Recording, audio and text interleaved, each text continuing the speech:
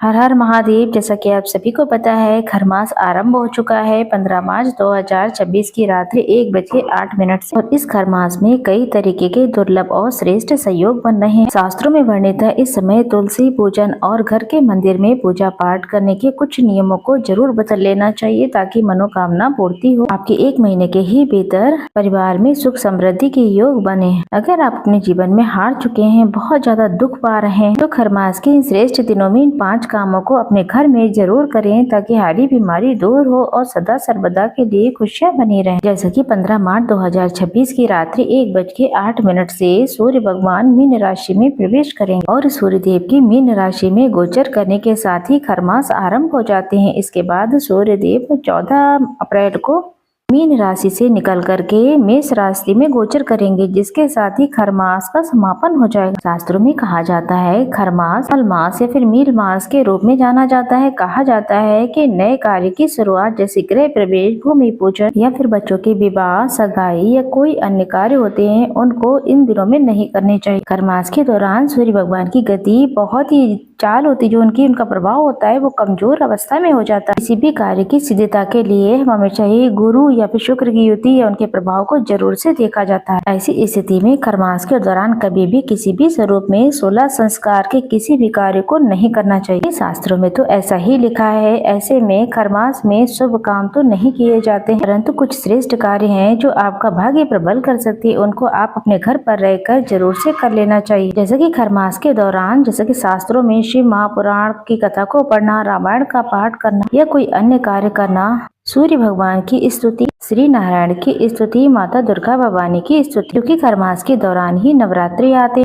अब बात करेंगे तुलसी पूजा। जिस घर के दरवाजे पर तुलसी लहलहाती हुई अवस्था में होती है, शास्त्रों में प्रमाण मिलता है तो उस घर में कभी भी काल यमराज प्रवेश नहीं करते हैं। लेकिन गर्मी का मौसम हो गया है, इस मौसम में तुलसी पूजन का बहुत ही ज्यादा विधान हो जाता है। सीधा आपको सूर्य भगवान की रोशनी सूर्य भगवान पर पड़ती है, तो ये तुलसी माता के लिए बहुत ज्यादा नुकसानदायक स्वरूप में होती है। ऐसे में तुलसी को लाल या फिर पीले वस्त्र से उन्हें उड़ाकर ढकना चाहिए। जिस तरीके से हम उन्हें सर्दी में उड़ाकर रखते हैं, ठीक उसी तरीके से इस समय यानी कि गर्मियों में भी उन्हें थोड़ा सा हल्का सा दुपट्टा वगैरह उड़ाकर रखें ताकि तुलसी सूर्य की सीधी किरणों से बची रहे। तो आपको इस महीने में यानी कि खरमास के महीने में तुलसी माता में जरूर से जरूर वो भी अधिक मात्रा में थोड़ा जल चढ़ाएं। जैसे कि गर्मियों में हम सबको जल की बहुत आवश्यकता होती है, ठीक उसी तरीके से तुलसी माता को भी इस समय बहुत अधिक पानी की आवश्यकता होती है। परंतु ध्यान रखें, आप कभी भी एकादशी के दिन, कभी भी रविवार के दिन तुलसी में जल नहीं चढ़ाना है। इन नियमों का आपको ध्यान रखना है। एकादशी पर तुलसी नहीं तोड़ी जाती, इस बात का भी ध्यान रखें। लेकिन दीप दान पूरे 12 मास तुलसी में किया जाता है। कोई भी दिन हो, किसी भी स्वरूप में हो, रविवार हो, एकादशी हो, कोई भी दिन हो, लेकिन तुलसी में दीप दान नहीं करना भूलना है आपको। इससे श्री नारायण माता लक्ष्मी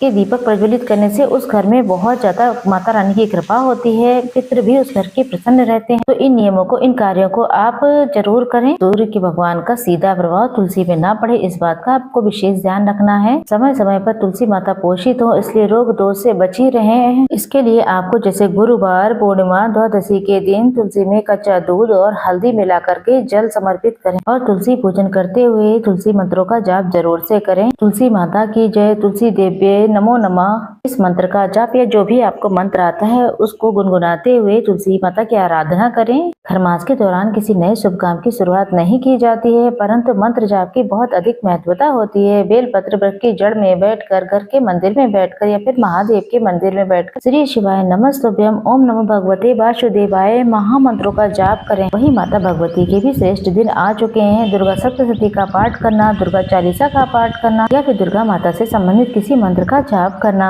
घर के मंदिर में एक माला हो या उससे ज्यादा हो, या अपनी इच्छा शक्ति सामर्थ्य के अनुसार जरूर करें। इससे आपको अनंत गुना लाभ मिलेगा। सब तरीके की पीड़ा शंका का स्वतः ही आपको निदान मिलेगा। इन कार्यों को तो आपको करना ही है, इससे भाग्य प्रबल हो जाए। अगर आप ऐसा करते हैं तो इसका सुख पूरे परिवार को मिलेगा। आपके साथ हिंदू धर्म में पंच देवी देवता एक ऐसे देवता हैं जिनकी शाखा हर स्वरूप में अन्य देवी देवताओं तक पहुंची हुई है। जैसे पंच देवताओं में सूर्य भगवान आते हैं, माता दुर्गा आती हैं, श्री नारायण और महादेव और 5वें गणपति गजानन। इन पंच देवी देवताओं के अन्य स्वरूप देवी देवता भी जाने जाते हैं, जैसे कि महादेव के स्वरूप हनुमान जी महाराज हैं, श्री नारायण के स्वरूप कृष्ण भगवान है, इन्हीं के सब स्वरूप हैं। कहने का मतलब यही है प्रत्येक हिंदू धर्म में घर के मंदिर में अगर आप दीपक लगाकर पूजा पाठ करते हैं तो अपने इष्ट पितरों का ध्यान करते हुए इन पंच देवताओं का ध्यान जरूर से कीजिएगा। इससे बहुत अधिक हद तक वास्तु दोष मिट जाता है। पंच देवताओं की पूजा करने से सभी देवी देवताओं की पूजा स्वतः ही हो जाती है। सूर्य भगवान को सुबह उठकर खरमास में नियम बांध लीजिए। एक जल का लोटा लेंगे, उसमें थोड़ा सा आप लाल चंदन, लाल पुष्प और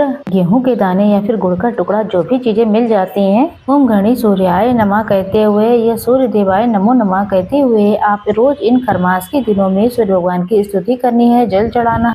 माता दुर्गा को प्रसन्न करने के लिए नवरात्रि के 10 दिनों के, वैसे तो इस बार 9 ही दिन हैं, प्रथम और अंतिम दिन अगर व्रत रख लेते हैं तो बहुत ही अच्छी बात है। जैसे भी आप व्यवस्था कर पाए, अष्टमी का या फिर नवमी का या दसवीं का, जो भी व्रत करते हैं, आपको व्रत करने का प्रयत्न करना चाहिए। साधारण सरल तरीके से इस खरमास में, नवरात्रि में अगर आप अपने घर के मंदिर में अखंड ज्योत ना भी चला पाए तो सामान्य तौर पर सामान्य दीप दान जरूर करें। दुर्गा सप्तशती, दुर्गा चालीसा का पाठ करें। घर के मंदिर में या फिर महादेव के मंदिर में शिवलिंग पर नियमबद्ध तरीके से अपने दिन वार के अनुसार जैसा आपसे व्यवस्था हो जाए शिवलिंग पर जल चढ़ाने का प्रयत्न करें। बेलपत्र वृक्ष का पूजन करें। खरमास के दौरान ज्यादा से ज्यादा तुलसी पूजन करें। तुलसी चालीसा का पाठ करें। महादेव के साथ साथ श्री नारायण की स्तुति खरमास में भाग्य प्रबल करती है। 9 ग्रहों की दशा सुधरती है। हारी बीमारी दूर होती है।